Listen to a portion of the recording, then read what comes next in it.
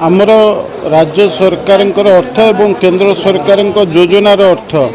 ये गुड़िक कार्यान्वयन हुए ब्लॉक माध्यम पंचायत माध्यम तेणु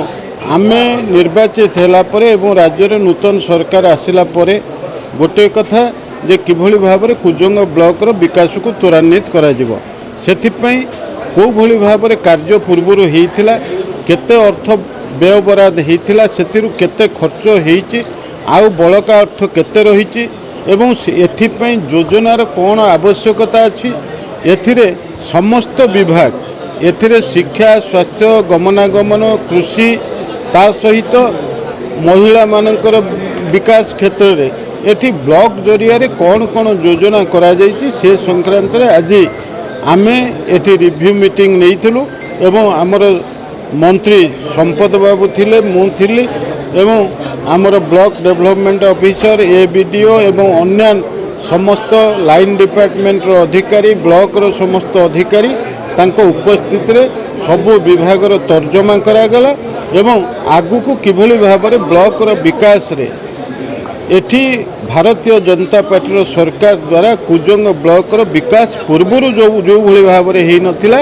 आकु किभली भाव में विकास विकसित करेइबु सेथिपई ये रिव्यू मीटिंग रो उद्देश्य थिला। आज कुजंग ब्लॉक रो समस्त डिपार्टमेंट को सहित समीक्षा बैठक कुजंग ब्लॉक कार्यालय रे आयोजन करा जायतिला। समस्त विभाग रो अधिकारी माने उपस्थित थिले एवं विशेषकरी जो पानीय जलर अभाव अच्छी पारादीप निर्वाचन मंडली रे किभली भाव में वर्षक भितर से कार्य को समापन करेंगे जो एजेंसी काम नहीं तागिद करागला जे जेते शीघ्र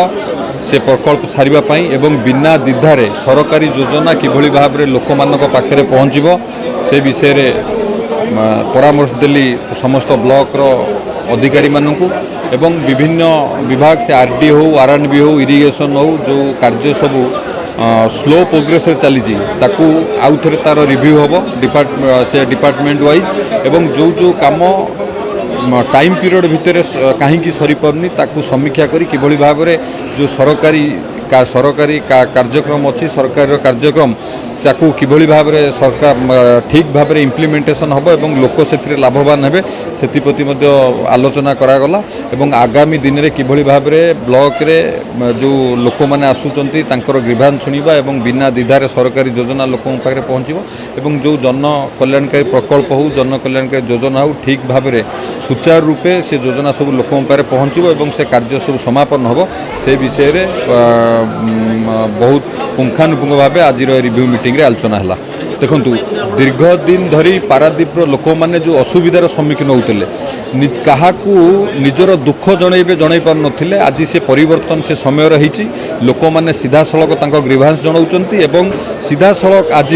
ब्लॉक रो समस्त अधिकारी को सीधा सड़क कहगला जे कौन प्रकार सरकारी योजना जो जन कल्याणकारी योजना आसु बिना द्विधारे लोक मानक पाखे पहुँचो और कौन प्रकार पीसी जन कल्याणकारी योजना आदाय करा ये प्रथम कथा। द्वितीय कथा है पीवा पानी जो घोर समस्या अच्छी आमर प्रिय प्रधानमंत्री नरेंद्र मोदी जी जो दूरदृष्टि संपन्न जो योजना जे प्रति घर को पीवा पानी पाइप जोगे पहुँचो और आमर निर्वाचन में संकल्प पत्र आम तक रखिलु जो एजेंसी काम नहीं एल&टी कंपनी कहगला वर्षक भितर किभली भाव में से कार्य को समापन करेंगे और बारंबार रिव्यू करा जो वर्षक भितर प्रति घरे पीवा पानी पाइप जोगे पहुँचो से आम ध्यान देवु एवं आउ जो सब आरडी हो आरएनबी हो इरिगेशन हो से विभाग रो जो सब कार्य स्लो प्रोग्रेस चलती किभली भाव में टाइम पीरियड रे सब आगु को कंप्लीट हो डिपार्टमेंट लोक सहित आलोचना करागला निश्चित भाव में आगु को ये सब दिगरे आम पदक्षेप नहीं ये कार्य को किभली भाव में ठीक ढंगे हम से आज सब ब्लॉक रो समस्त स्टाफ एवं लाइन डिपार्टमेंट रो समस्त स्टाफ को आज निर्देश दिगला निश्चित भाव में जदि या परे से माने तांकर स्वभाव को न बदलैबे निश्चित भाव में तांको उपरे एक्शन हम कारण ये सरकार है लोकंकर सरकार भारतीय जनता पार्टी सरकार आपण मैंने जानिथिबे जीए तांकर स्वभाव को न बदलैबे एवं लोकों काम न करेंगे जनता काम न करेंगे विकास काम न करेंगे तांको उपरे निश्चित भाव में एक्शन देखो एफडीआर काम जहाँ मो पाखे तथ्य था डिपार्टमेंट जो तथ्य था मिसमैच हवा कारण मु कहली गोटे कमिटी करी ताकू इनक्वारी करा जाऊ विभिन्न प्रकार जो एफडीआर काम थिला से कामर कौन स्टाटस କାରଣ ପଞ୍ଚାୟତର ପ୍ରତିନିଧି ମାନେ ଯେଉଁ ଡାଟା ଦେଉଛନ୍ତି ଏଠି ବ୍ଲକର ଆସିଷ୍ଟାଣ୍ଟ ଯେଉଁ ଡାଟା ଦେଉଛନ୍ତି ମିସମ୍ୟାଚ୍ କାରଣରୁ ତାକୁ ଆଉ ଥରେ ଇନକ୍ୱାରି କରିବା ପାଇଁ ନିର୍ଦ୍ଦେଶ ଦିଆଯାଇଛି। ବିଷ୍ଣୁଚରଣ ସ୍ୱାଇଁ ନବନିର୍ମାଣ କୃଷକ ସଂଗଠନ କୁଜଙ୍ଗ ବ୍ଲକ ସଭାପତି। କହିବା କଥା 15 ଦିନ ଖଣ୍ଡେ ହେଇଯିବ କୁଜଙ୍ଗ ବ୍ଲକକୁ ହର୍ଟିକଲଚର ବିଭାଗର 14 କୁଇଣ୍ଟାଲ ଅଦା ଆସିଲା କୁଜଙ୍ଗ ବ୍ଲକର ଚାଷୀମାନଙ୍କ ପାଇଁ। ଯେଉଁଦିନ ଅଦା ଆସିଲା ତା 2 ଦିନ ବାଦେ ଆମେ ହର୍ଟିକଲଚର ଓଭରସିଅରଙ୍କୁ ପଚାରିଲୁ, ଆଜ୍ଞା ଚାଷୀମାନଙ୍କ ପାଇଁ ଅଦା ଆସିଥିଲା, ସେ ଅଦା କ'ଣ ଗଲା, କୁଆଡ଼େ ଗଲା,